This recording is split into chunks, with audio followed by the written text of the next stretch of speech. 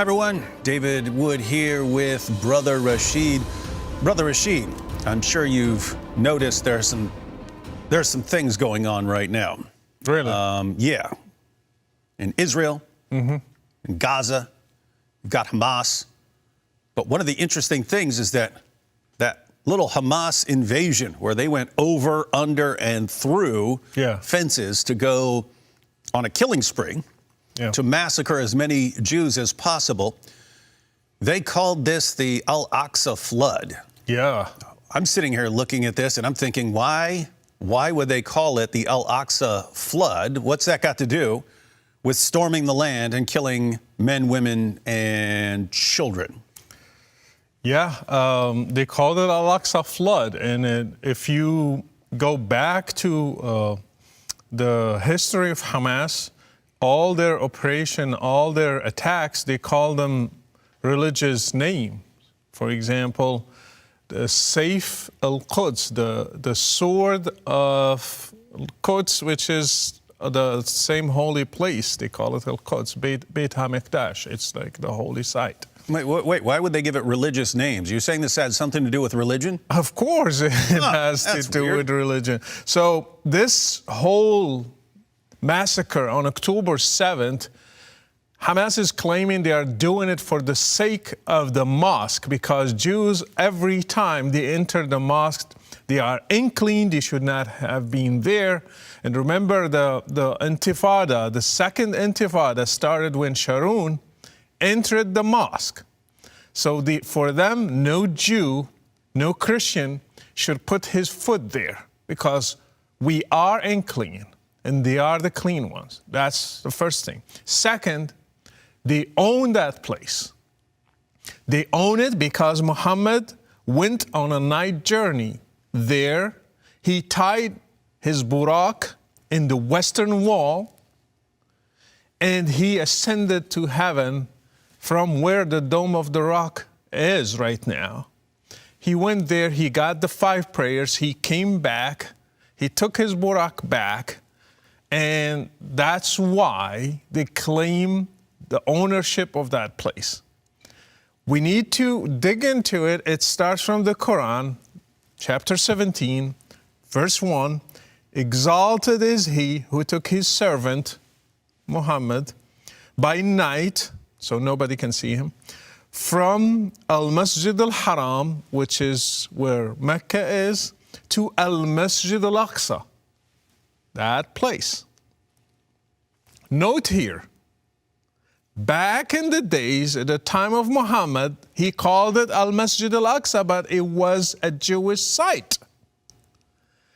Now they call Al-Masjid al-Aqsa a Muslim site. Back in the days, during the time of Muhammad, no Muslim site existed. So the same name that Muhammad gave to the temple place, they used it to a mosque that Omar, his caliph in 13 Hijri, he went there, they invaded that area, they took over, he went. What is the best place to put a mosque? A Jewish site. So he took a Jewish site, he put his mosque there. Now Jews cannot claim anything, even the Western world. Oh yeah, that's where our prophet tied his burak, so it will not run away just in case somebody will take it and fly. So he tied it there. So the whole claim is absurd. Wait a minute. So just to be clear here, Muhammad takes his night journey, and you pointed out it's a night journey, so no one could see him. But so how many witnesses are there in the Muslim sources of Muhammad flying his magic donkey monster to Jerusalem? And it doesn't matter for Muslims' witnesses. It just Muhammad said it. Said it. It must be. Muhammad said it. Yes. So this is interesting. The same guy, the exact same guy, who says to his best friend, "Hey, Abu Bakr, I had a dream where Gabriel's giving your daughter to me, so she's mine." Yeah. And then, of course, you have to hand her. He has to hand her over. The same guy who, when he wants to expel the Banu Nadir, Yeah. Says, I had a dream. Gabriel has shown me that they're actually gonna plot to kill me, and therefore we need to take their land and kick them out. This same guy who just keeps saying, I have a dream, this is mine, everything is mine, just comes out one day and says, I had a dream, or I had a vision, or I'm taken there on the night journey. And then from that point on, Muslims think that that belongs to them. Yeah, and that's it. And they say Jews, they're just lying. There was no temple there. That's what everybody's saying in the Muslim world. They're just lying. We are saying the truth. That belongs to us. And that's why Al-Aqsa is used by all Islamic factions in Palestine. For example, Hamas has a logo, for example, with Al-Aqsa Mosque on it. The Al-Aqsa Brigades, the name tells everything. Their satellite TV, it's called Al-Aqsa. Their radio is called Al-Aqsa. Everything is about Al-Aqsa. Why? Because they want all the Muslim world to join this war against Jews.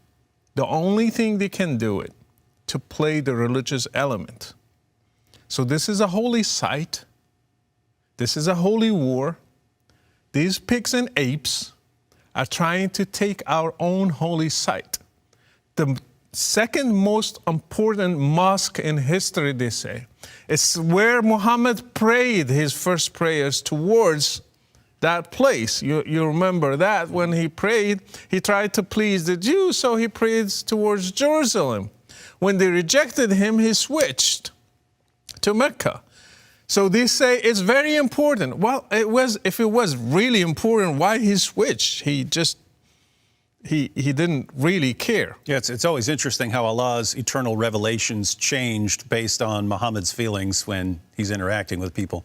The second Intifada from 2000 to 2005, it was called Intifadat al-Aqsa, the Aqsa Intifada. It's made for Al-Aqsa. Everything, we're sacrificing ourselves for this religious cause. So just to be clear, you're saying that the reason they keep giving everything the Al-Aqsa label is for broader appeal to the Muslim community. Yes. That this isn't just us fighting, Jews to retain Gaza or something like this, or to get more independence for Palestinians in Gaza or something like this. It's no, we are on a mission for one of our holiest sites right now. Yeah. This is why everyone needs to be behind us. It's a holy war. It's jihad. You have to join us. If you are a Muslim in Pakistan, it's your duty to defend your holy sites. So do you want to make it like that? I just want to point here that when Arafat started, before Hamas, Hamas came in 87. Their logos, their speeches, no mention of Al-Aqsa. They didn't care. They were just a secular movement. They were doing what Che Guevara was doing and others. They were just imitating those movements. But when Hamas came, after the Iranian Revolution and after the oil money started pouring to them, it became so religious about everything is around the Al-Aqsa. And that's when they started changing their logos and making these groups, Al-Aqsa Brigades, Hamas. It's the Islamic resistance. It's not called just resistance. It's the movement of Islamic movement resistance. The abbreviation, that's what it says. So they are trying to make it a religious war against the Jews to convince Muslims in the West, Muslims in the East, Muslims everywhere to join this Armageddon war so we can kill the Jews, get rid of them, get our holy site back. It does seem to work as far as getting people involved. Yes. It's working. And then, there is a slogan among all Muslim leaders: soon we will pray in Al-Aqsa. So it's like what's holding them from praying there is the Israelis occupying that land. Knowing that Israel allows every Muslim in Israel to pray there. They have no problem with it, except if you start using it to stone them, then they intervene. Mm-hmm. But besides that, you can pray anytime there. You can do your Friday prayers, and we have seen it on TV. Thousands of people go there. They are not really against praying there. They are against, and actually sometimes they give sermons against the Jews, even in that mosque. So Muslims control the mosque. Muslims can go to the mosque. Yes. Muslims can pray in the mosque. They give sermons in the mosque. But Muslims are saying we've got a religious war. We've got to liberate this from the control of the Jews. Yes. Just because there are some Jews in the area who have some say-so in certain situations over what goes on. In case there's a rebellion forming or something like that, then they'll step in. But that's too much for Muslims around the world. You can't even have that. Yeah, because Jerusalem is now the capital of Israel. They consider it the capital of Israel, and Muslims, they don't want that. Jerusalem for them is the holy city, is Al-Quds. They don't call it even Jerusalem, they call it Al-Quds. It's our holy city. And if let's dig into history a little bit, how this started. Muhammad went there, he claimed, night journey. Muslims had no say on that land. Jews and Christians lived there. So there are no Muslims there at this point? No Muslims. Okay. After he died, Abu Bakr took over. He died, then Omar, they say they conquered that land, they call it Fath. They opened that land. Actually, they surrendered to them because they were attacking them, they were killing them, so they surrendered the whole city to them. Omar went there. From day one, he wanted to build a mosque. That's how they conquer a place. And he chose where Jews had their masjid, their prayer place. They said, there. He said, that's where I'm going to put the mosque. So he put the first mosque. After 70 years, Abdul Malik ibn Marwan comes. He's ruling a majority Christian city. He's seen all these beautiful churches with domes, and their mosque looks ugly. And he was like, everybody's like liking these. Until now, if you go there, you see the beautiful churches, the beautiful buildings, everything. And he was like, no, it can't be like this. We need to have a beautiful building like this. So he got the Dome of the Rock in the middle where the Holy of Holies used to be. Because we still have remains of that, of the temple. And if you remember in the Hadith, Muhammad was asked questions, how does it look like? Because the polytheists, they knew, they traveled there, so they knew it was ruins, but there are remains. Yeah, he had no clue. He had no clue. Okay, you flew last night there on your weird donkey? Well, tell us how it looks like. So this is actually, we can actually verify, right? We can test his claim to have actually traveled there. If I say, hey, I was just taken on a magic donkey or something like that to, let's say Morocco. Yeah. If I say Morocco, I visited Marrakesh, for example. I'll say, can you tell me how it looks like? And then I have no clue what I'm talking about. You'd be like, okay, I don't believe you. But that's what happened to him. Actually, when he said Gabriel took the mosque, the Jewish mosque, because the word mosque used to be given to any place a place of worship. So it's not really just for Muslims. That's why he called it Masjid al-Aqsa. It's the place where you bow down. Masjid is from sajid, from the place where you bow down. That's it. So anyway, so the hadith says, Gabriel put the mosque in front of me and I was describing it. There was no mosque, just ruins, nothing. That tells you the story was either made up late because they built the mosque, or he told them some lies and they were laughing at him. Either he's lying, or other people who came after him lied and then made up the lies about it. So Abdul Malik ibn Marwan, he was jealous. And he said, I need a beautiful mosque. Looks like a church. Some sources say actually he stole that dome from other churches. We don't know for sure, but 100% he was imitating churches in that area. And then he built this mosque. And guess what? Inside of it, all the verses that refute Christian doctrines in Jesus, all of them are about Jesus. So he will say, this is the true mosque, the true masjid. And that's why Muslims, they started now making that place holy. Note that he took a Jewish site. They claimed everything in it. They took over that place. They invaded. It's by force. And now they say Jews have no right there. So this is the base of the whole story of this conflict. And this is going back to the idea of Muhammad could just say he got a dream or a vision or something like that. And then this, according to Muslims, mean that then belongs to them forever. You just see he kind of has this obsession with taking over people's holy sites. So he takes over the Kaaba, that's a pagan center of worship, and he can just say, hey, actually Abraham and Ishmael built this, and so therefore I'm the best one to control this place now. He can say, I was taken on this flying donkey to Jerusalem. I was taken there, so that actually belongs to me, even though my descriptions of it are completely wrong.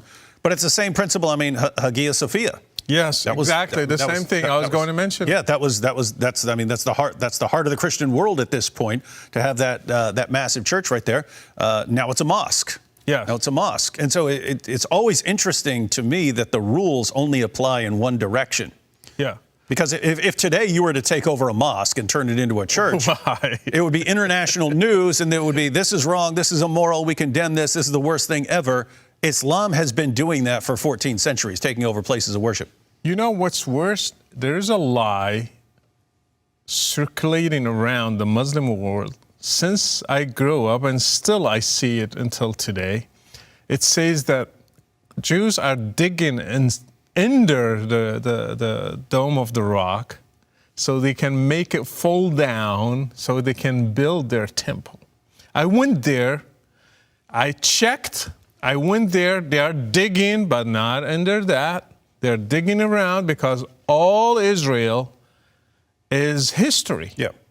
And they are digging almost everywhere. They are finding old kingdoms, they are finding artifacts, they are finding coins. I was there, and they were finding the outer wall of what was David's palace. Exactly, but they are doing it in a professional way with people who know that stuff. They are not trying to destroy anything. For them, everything, Christian, Muslim, Jew, is a capital, a cultural capital for them. Tourists will come everywhere. Christians will go there, will see their churches. Muslims can go there now, especially from United Arab Emirates and other places. From Morocco, they can travel there. They can see their holy places. Everybody can see their holy places. Guess what? In Israel, the Baha'is, for example, they are persecuted in every country. But they have the best temple you can see in the world in Israel. Nobody's trying to destroy it. Muslims, they have mosques everywhere, actually, in Israel. And they are preaching that Jews are pigs, sons of pigs and apes, and Israel is protecting them. Nobody's attacking them. Give me one synagogue in Gaza. Give me one synagogue in the West Bank. They will destroy it next day. Even in the Muslim world, they are not protected. They cannot have one in many Muslim countries. They will be attacked. So Israel it's not in their interest to destroy anything. They are just trying to preserve what is there already and also dig to find their history. But there is a rumor.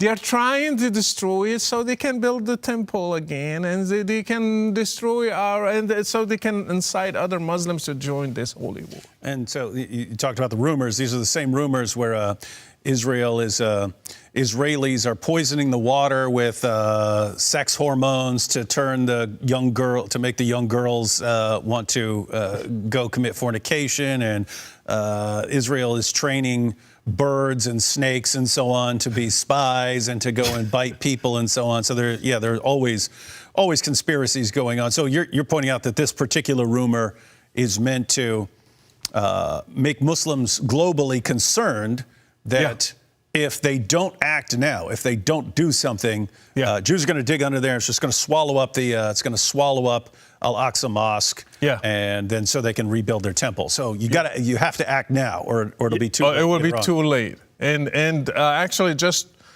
in these recent attacks by Hamas, Khalid Mishal, one of their, he's a former leader, but he still has power over the group. He just went on TV and he said they are trying to destroy the Al-Aqsa Mosque to build their temple. And he said again, just in 2023. Now, isn't this interesting? Because it seems like Israel could take the Al-Aqsa Mosque in like 10 minutes. In a second. Yeah. And it just exploded like one bomb and we're done. And they could have used the most recent attack of Hamas as the justification. They should say, hey, they're calling this the Al-Aqsa flood. We can't keep living like this. We're taking the Al-Aqsa Mosque and we just can't have them attacking us based on these things. Could have taken it right there and been done with it, but it doesn't seem like they're actually trying. Nothing prevents them from doing anything to it. They can put a bomb there and say somebody else put it there and explode the whole thing. They can do many things. They have authority there. It's in their authority. They can do anything, but they are not, because they are as any other state in the world. They are trying to protect their culture, whatever, with all religions together. They have Druze, they have the Baha'is. The Ahmadis actually are most protected in Israel than any other Muslim country. They have the Christians, they have the Muslims, and of course atheists, agnostics, Jews. They don't care about this stuff. Actually, it's a secular state. They will be like, as long as you respect each other, as long as you don't harm each other, everybody's welcome to have his own religion here. And so the theory of lots of Western college students and journalists and so on is, well, if you just take that place where you've got Muslims, Jews, Christians, other groups. I mean, you can walk through Jerusalem. You hear the call to prayer, the Islamic call to prayer over loudspeakers and stuff like right there in Jerusalem. The idea is we'll just hand that over to Hamas and then problems will be solved. Exactly. And tell me how many Christians now live under Hamas? How many Baha'is? How many Druze? How many other religions? If somebody converts to Christianity now under Hamas, somebody like me, he will be killed before. The same day, and people got killed actually. Christians and converts got killed in Gaza just because they left Islam. It's like ISIS, it's like Al Qaeda. It's now no different. If you read Hamas charter about like what's their plan, it's an Islamic state where they will apply Sharia, and Muslims and Christians and Jews have to live as dhimmis. Other religions, they have no right to exist because they are excluded from that. But Christians and Jews have to pay jizya in order to live in their Islamic state. So if, let's say, we give that whole country to Hamas, we will have an ISIS state. And so you have calls within Islam for jihad, of course. You have commands to violently subjugate the entire world. Muhammad said that he'd been shown in a vision, another one of his famous visions, said he saw the east of the east and the west of the west, and he saw that all was under the control of Islam. So Islam is actually going to subjugate the world. If you're a Hindu or an atheist or something like that, the options for you are going to be convert or die. If you're a Christian, or a Jew, you're supposed to have the option to become dhimmis. Depends on how enraged the Muslim community is at you. I'm not sure they would be giving Jews the option of becoming dhimmis at this point. But in theory, they're supposed to have the option to become dhimmis. But the overarching goal is always the subjugation of the world. But you have local groups who understand, hey, this is my part of it. Yeah. Like, I'm not fighting in Pakistan. I'm right here. This is my job. Yeah. And you're saying like a group like Hamas, they have the same goal as a group like ISIS. They're just in a different area with a different job that they have. Our job is to conquer Israel and make it an Islamic state there. Yeah, they believe their first fight is there. Other fights will come later. And there was a saying actually among many Islamic groups, today is Saturday, tomorrow is Sunday. So we will start with the Jews first, we'll go to the Christians next. And then this was famous. So again, it's a religious war. So using Al-Aqsa as A rallying cry. yes, something that will gather all Muslims. Remember, Hamas is a Sunni group. Hezbollah, which is helping Hamas, is a Shia group. Iran is a Shia state. Qatar is a Sunni state. But they all gathered, Shia and Sunni, they killed each other through history. Mm-hmm. From the first generation. From the first generation. And Muhammad was asked, what's the best generation of Muslims? He said his generation.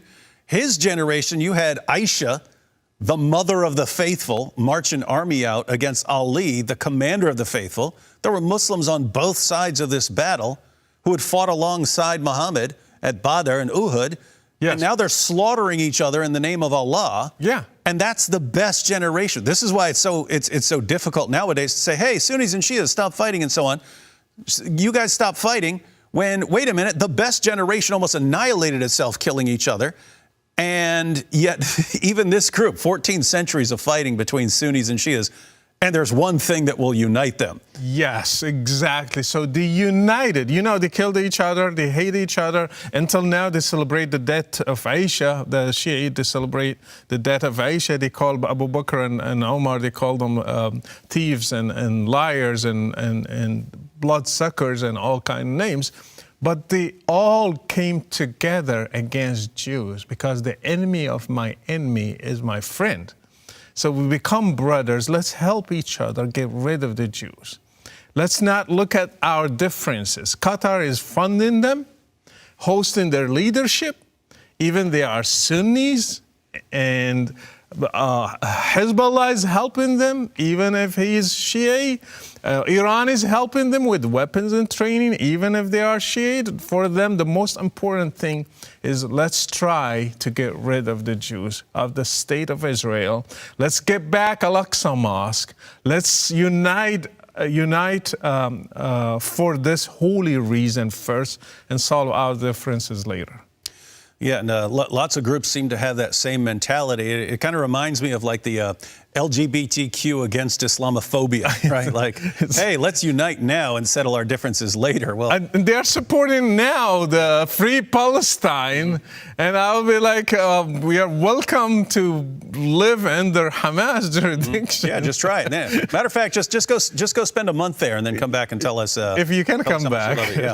Yeah. So here we have this situation where what people hear today is this is a political issue. There's a persecuted, oppressed group of freedom fighters who are simply responding to an invasion of Jews that took over their land and they're trying to get it back. Total nonsense. That's not what happened at all. There were always Jews there.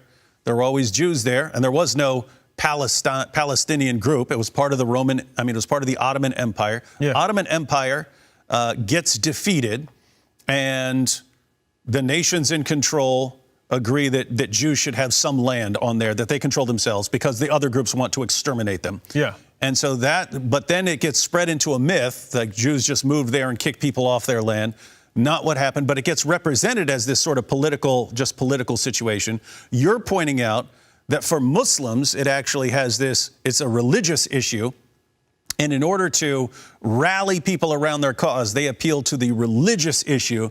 And the real basis in Islam for them controlling this land is Muhammad stepping out one day and say, hey, I flew on this magic donkey and it took me there. I'm going to describe the place for you. And those of you who've been there, you'll know I have no clue what I'm talking about. And therefore, I really didn't go there. Yeah. But nevertheless, you can't say that because you'll get your head chopped off in Islam if you say, no, Muhammad was wrong. He didn't actually go there. And so that's why we have all these problems going on right now. Because 14 centuries ago, the most obvious false prophet in history said, hey, I just got a dream of this place or a vision or whatever. But now that's ours and we got to fight forever. And imagine like people who have every stone there cries, there was a temple, there was a Jewish presence there. Every stone you go there, it will show you that. They have no rights there, but the ones who had just one dream, one vision, they have the right there. It's just like so absurd, so nonsense. Even today, Hamas, for example, the guys who are carrying the attacks, each one of them, when he dies, they call him the martyr so-and-so, the martyr Muhammad, the martyr Ahmed, the martyr whatever. You just add the martyr. Today, the martyr win. Because they have been taught this is a religious war. When you die for this cause, you go to your 72 versions. Basically, I just showed that they don't go straight to the 72 versions. They stay in a stomach of a green bird, waiting for the end days until that happens. They are just waiting in the waist of inside a stomach, and the birds are flying all over the place with the martyrs inside. It's a weird concept, but I think they deserve to be there, like where all the stuff inside the bird. Yeah. They deserve that place. But anyway, going back to the topic, they are calling them martyrs because it's a religious war. Whoever dies, even Hezbollah right now, he just sent a statement, said from now on, everyone who died during these days of the attacks, we should put in the martyr of Al-Aqsa. He died for Al-Aqsa. So they added to every person who dies from Hezbollah's side. It just shows you they are declaring a religious war on Israel.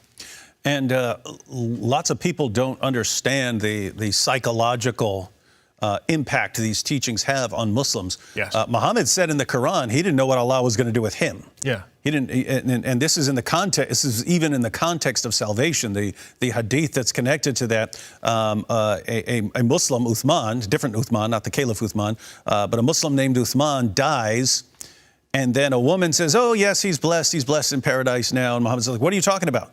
And she's like, "What are you talking? Muhammad is one of the best Muslims. This is one of the very best Muslims. If he's not going to paradise, if we can't say he's in paradise, what can we say?" And Muhammad says, "Look, I'm the prophet, and I don't know what Allah is going to do with me." Yeah. So you don't have a lot of assurances of salvation in Islam, except if you're the martyr. Yeah. And so if you're notice from just a psychological perspective, if you're a Muslim growing up and you've done all kinds of things and you're hoping you get to paradise, but wait a minute, even Muhammad didn't really know, according to the Quran, what's going to happen to him. You have all these other Muslims, and they didn't know what Allah is going to do with them. And even a really, really great Muslim, Muhammad says, you don't know what's going to happen to him. What assurance do you have unless you go out and die as a martyr? And then all of a sudden, then you know you're good. You know you're going there. You know you're getting your virgins. And so all you have to do, the shortcut is just go die while attacking Jews. Yes. And that's it. Yeah, I think the conclusion of this war, the West looks at it different. They think it should be solved 2 states, one next to each other. They will live peacefully. I think that's a wishful thinking. As long as this conflict is seen by Muslims as a religious war over holy sites, and as a religious war against the Jews, because they have no right to own a Muslim land, I think no solution will work for Muslims except killing all the Jews or sending them somewhere. That's the solution they will accept. So What's the solution from our side is to refute this narrative, to raise generations that they can coexist with Israel. They shouldn't go back to Islamic texts. They are not the standard of their lives. They should get rid of these things. If we don't break these narratives, I think this conflict will go for generations to come.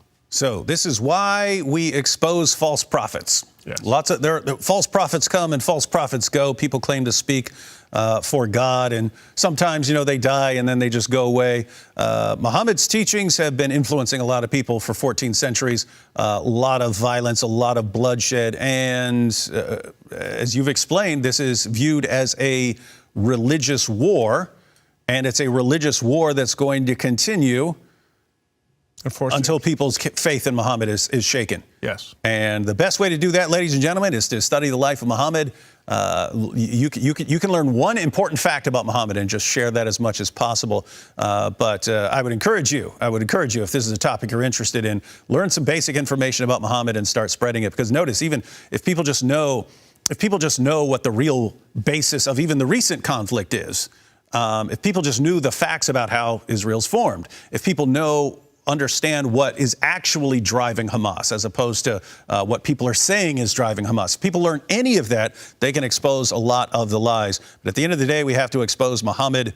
If his claim to fly into Jerusalem on a flying donkey is the source of all this bloodshed, and here we are centuries later, people are still being slaughtered over this. I think it's time now more than ever to expose the most obvious false prophet in history, and will save a lot of lives.